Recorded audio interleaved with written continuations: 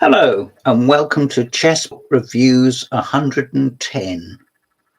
More Reinfelds 2. This is the last of the Fred Reinfelds.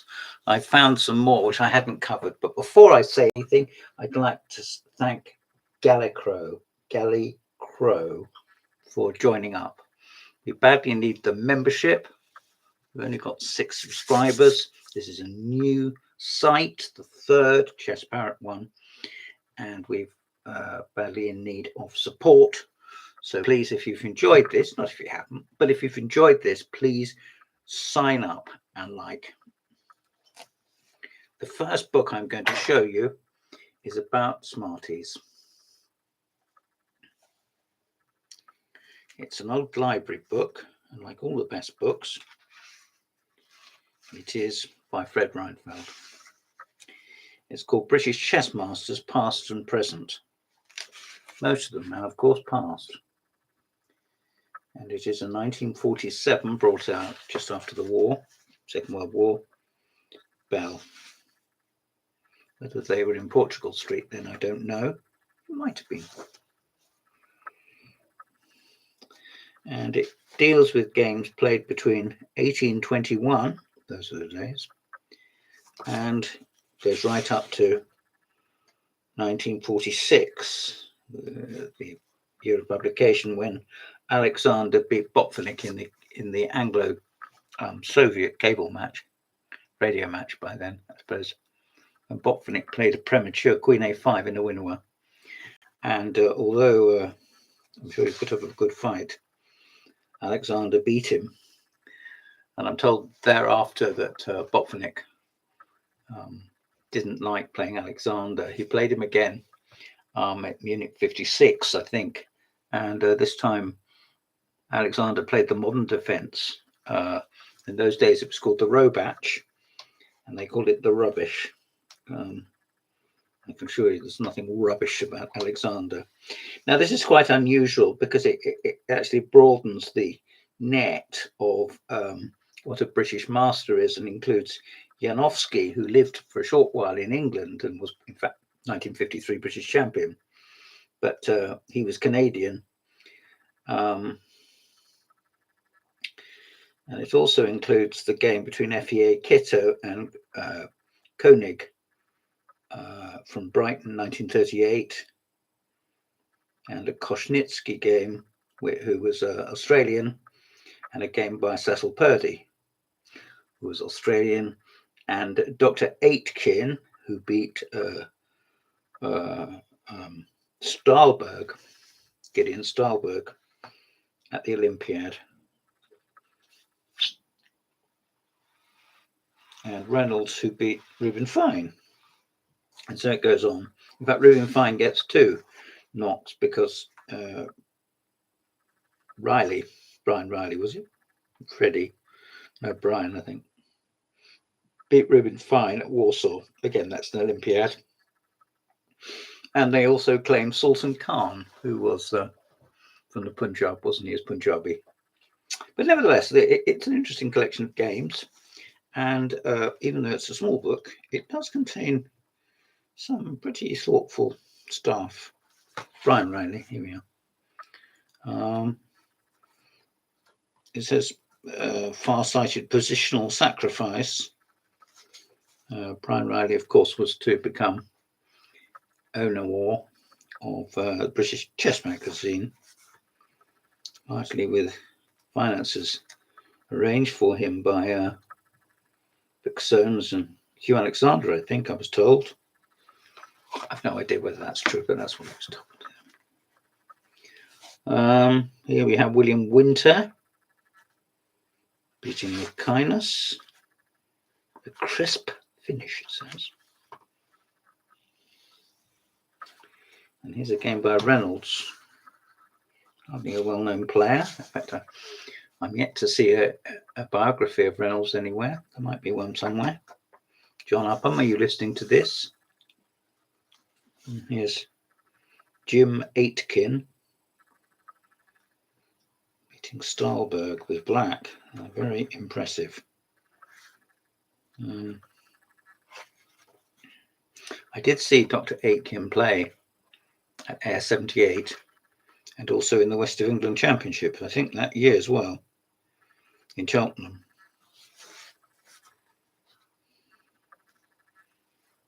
So here's Purdy beating Steiner. That's Lyle Steiner. Yes, it is. I've got a book of Lyle Steiner's games, actually. I'll have to get that out one of these fine days. And here's Broadbent. Another player I could do with learning something about. And I will not attempt to pronounce his opponent's name because I can't pronounce it. Here's FEA Kitto beating Koenig. And George Thomas beating Salo Floor. That's less of an upset. That's less of an upset. Salo Floor tended to draw. I think he held the record for the most draws at the highest level in Keane's book, Warriors of the Mind. The other player being Ulf Anderson. Neither of them dull players, just safety first men. Game by Frank Parr. Lived well into my lifetime. A couple of sons who also chess men, didn't he? Peter and David. Game by Janowski. Daniel Janowski. And finally, it concludes with Alexander's masterly play, which I mentioned to you. So there you are. If you see it in Dover reprint, I put this on the cover because it really was a mess, and sticky back plastic is now at a premium. I'm told they don't make it anymore. Oh, that's good. Right, here is one of my all-time favorites. It is The Immortal Games of Capablanca by Fred Reinfelds. And there's Capablanca on the cover. It looks like it's been a painting. He's been painted, rather. I don't mean he's got painted his face. This is a Dover reprint of an original book by, it says Horowitz and Harkness. I thought it was by Fred Reinfelds. How odd. But the copyright is in their name. What if that's a mistake? Beatrice Reinfelds has reclaimed the copyright in 1970.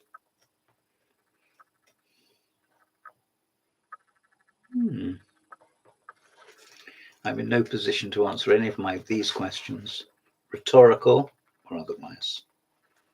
This is in certain parts. Capablanca, of course, was a boy prodigy. I think he could play very good chess even before he was born. And born in 1888 from memory. And he played games against Corso, who was a pretty fine player in his own right. And gave his name to knight GE7 at move 3 in the Lopez. And this is 112 games by Capablanca, concluding in 1939. Capablanca was to die, I think, 1942. It was a hell of a shock to the English, well, to the chess world. And I can't help thinking that his enormous match against Alekhine, which was too many games, 34 games or whatever it was they could have played a shorter match and then perhaps agreed to play again in 4 years or 3 years or something like that. And I think we would have seen fresher games and more variety and openings, definitely. But more to the point, I like to think that both gentlemen would have lived to tell the tale. They both died young, in a way. Alekhine born in 1892 and died in 1946, just after the war. This is a straightforward book, but it does contain a lot of fun and interest. And although I've got lots of other Capablanca books, this is the one I always reach for some light relief. So there you are. Now, from one dedicated games collection to another. As developed in the games of its greatest exponent, Aron Nimzovich. This is its definitive collection. Well, Ray Keane, if you're listening to this, and I know that you aren't, there's no disrespect to you for your Aron Nimzovich reappraisal, which came out about 50 years ago. Ray, this is still a good book. It's nice, straightforward, like the Capablanca book. Nice, straightforward. Not that Nimzovich was a straightforward person. Maybe none of us are. Even some children are hard to understand, aren't they? Anyway, but I digress. All of the games are given their own chapter, and all of the chapters are given a little heading. Short and sweet, no retreat, fish, shaky pawns, and so forth. I think you'll find if you play through some of these games that the notes are fairly light, things you carry in your head, and of interest.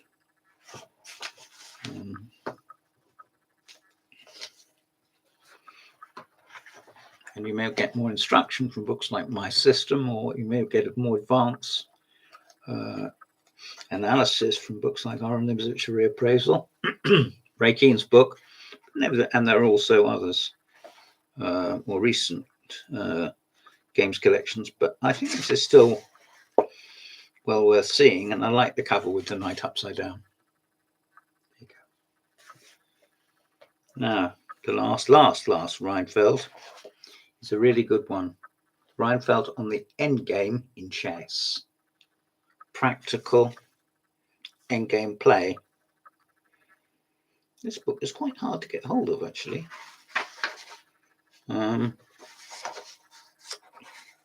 This is the Dover one, as you see, and was published in 1957.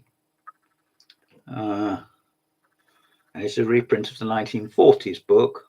So it's printed during the war, so when paper was in short supply. I think everything was in short supply, including men and women. And I shall increase the magic power of the 32 pieces and 64 squares to make him happy. I shall be repaid if I have brought the reader closer to the art of Alekhine and Morphy, of Lasker and Tarrasch, and the other great masters. For them, I shall have helped the reader to become a better in-game player, which is to say, a better chess player. How true. How true. Recently, I was giving a young lady a chess lesson, only for fun at lunchtime, nothing heavy. And I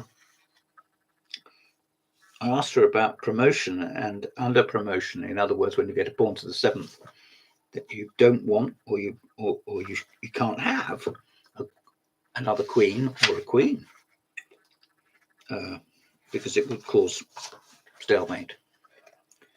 And she said, I can't imagine a position where that would come about.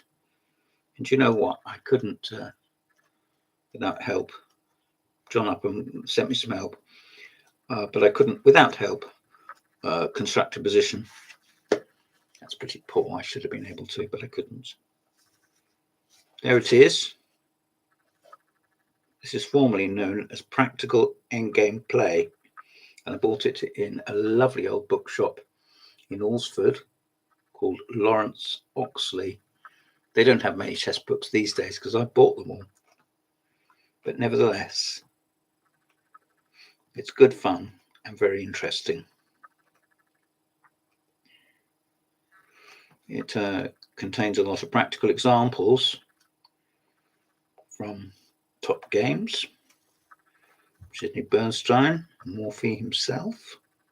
Better than that, could use Morphy. Willie Winter playing Aliscasus. and so on and so forth. Mises playing Alekine himself. There we are. This is a practical book. This is something to set this position up and play over the moves with emphasis on the end of the game. Well, this has been the fourth Reinfelds one I've done. I didn't expect to go on for more than about 2 gin wags. This has been chess books 110, I think. Yes, 110. I've been James Pratt. Goodbye.